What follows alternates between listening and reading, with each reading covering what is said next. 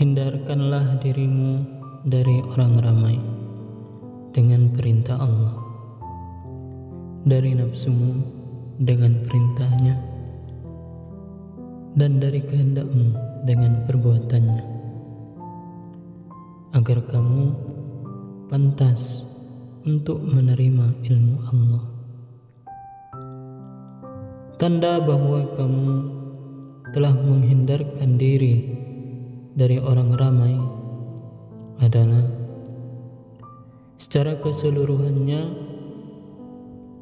kamu telah memutuskan segala hubungan kamu dengan orang ramai dan telah membebaskan seluruh pikiranmu dengan segala hal yang bersangkutan dengan mereka. Tanda bahwa kamu telah putus dari nafsumu adalah apabila kamu telah membuang segala usaha dan upaya untuk mencapai kepentingan keduniaan dan segala hubungan dengan cara-cara duniawi untuk mendapatkan suatu keuntungan dan menghindarkan bahaya. Janganlah kamu bergerak untuk kepentinganmu sendiri. Janganlah kamu bergantung kepada dirimu sendiri di dalam hal-hal yang bersangkutan dengan dirimu. Janganlah kamu melindungi dan menolong dirimu dengan dirimu sendiri. Serahkanlah segalanya kepada Allah, karena Dialah yang memelihara dan menjaga segalanya, sejak dari awalnya hingga kekal selamanya. Dialah yang menjaga dirimu di dalam rahim ibumu sebelum kamu dilahirkan, dan Dia pula lah yang memelihara kamu semasa kamu masih bayi. Tanda bahwa kamu telah menghindarkan dirimu dari kehendakmu dengan perbuatan Allah adalah apabila kamu tidak lagi melayani kebutuhan-kebutuhanmu, tidak lagi mempunyai tujuan apa-apa, dan tidak lagi mempunyai kebutuhan atau maksud lain.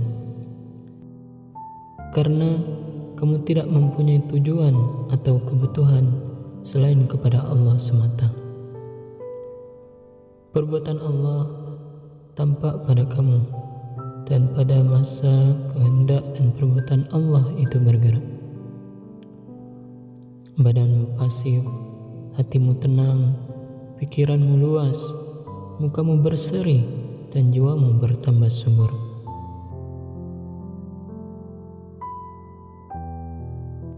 Dengan demikian, kamu akan terlepas dari kebutuhan terhadap kebendaan,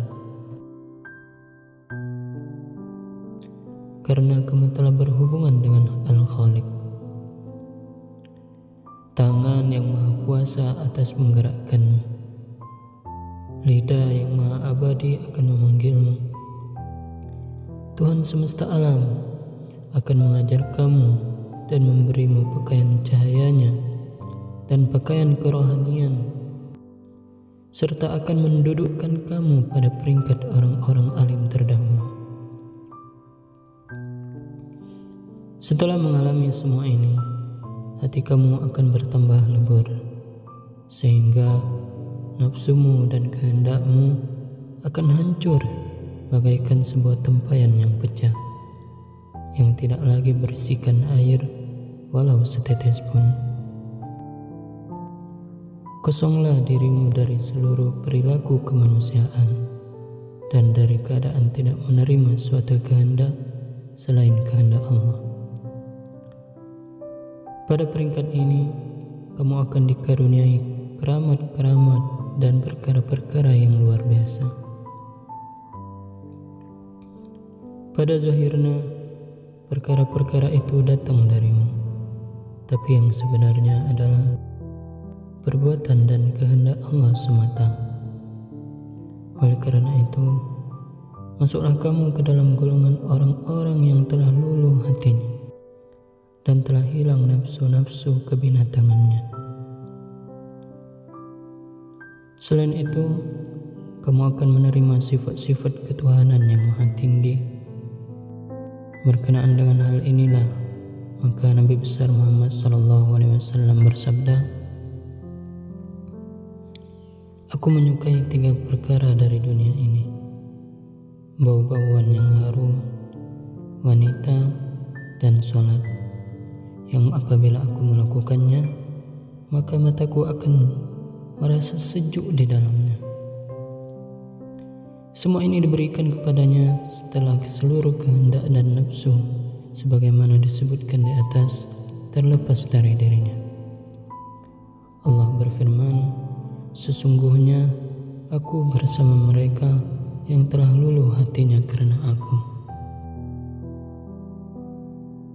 Allah Ta'ala tidak akan menyertai kamu sekiranya semua nafsu dan kehendakmu itu tidak diluluhkan.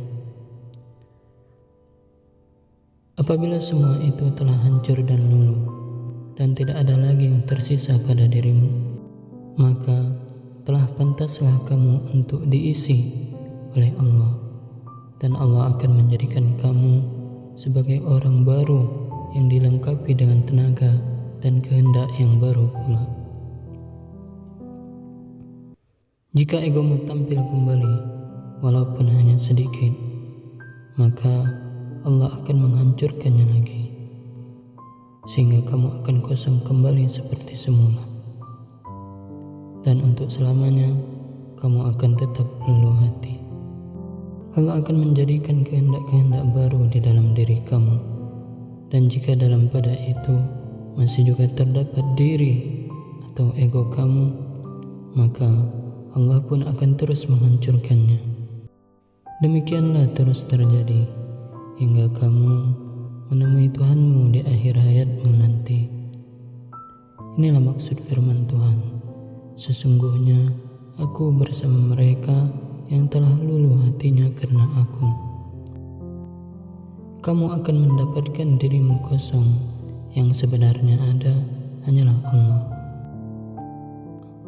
Di dalam hadis qudsi Allah berfirman, "Hambaku yang taat senantiasa memohon untuk mendekat denganku melalui solat-solat sunnahnya, sehingga aku menjadikannya sebagai rekanku, dan apabila aku menjadikan dia sebagai rekanku, maka aku menjadi telinganya yang dengan itu ia mendengar, menjadi matanya yang dengannya dia melihat, menjadi tangannya yang dengannya ia memegang, dan menjadi kakinya yang dengannya ia berjalan, yakni ia mendengar melalui aku, memegang melalui aku, dan mengetahui melalui aku." Sebenarnya ini adalah keadaan fana, hapusnya diri.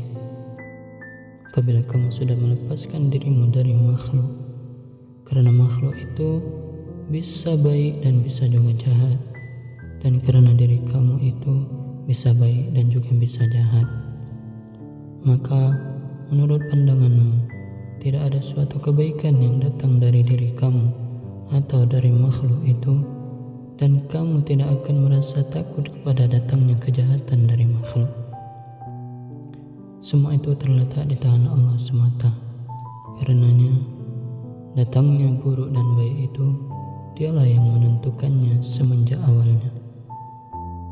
Dengan demikian, dia akan menyelamatkan kamu dari segala kejahatan makhluknya dan menenggelamkan kamu di dalam lautan kebaikannya, sehingga kamu menjadi titik tumpuan segala kebaikan, sumber keberkatan, kebahagiaan, kesentosaan, nur cahaya, keselamatan, dan keamanan.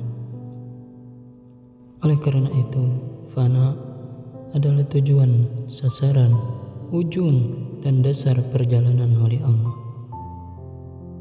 Semua wali Allah dengan tingkat kemajuan mereka telah memohon dengan sungguh-sungguh kepada Allah untuk menggantikan kehendak atau kemauan mereka dengan kehendak atau kemauan Allah. Mereka semuanya menggantikan kemauan atau kehendak mereka dengan kemauan atau kehendak Allah. Pendek kata, mereka itu memfanakan diri mereka dan mewujudkan Allah. Karena itu mereka dijuluki abdal. Menurut mereka, menyekutukan kehendak mereka dengan kehendak Allah suatu perbuatan dosa. Sekiranya mereka lupa, sehingga mereka dikuasai oleh emosi dan rasa takut, maka Allah yang Maha Kuasa akan menolong dan menyadarkan mereka. Dengan demikian, mereka akan kembali sadar dan memohon perlindungan kepada Allah.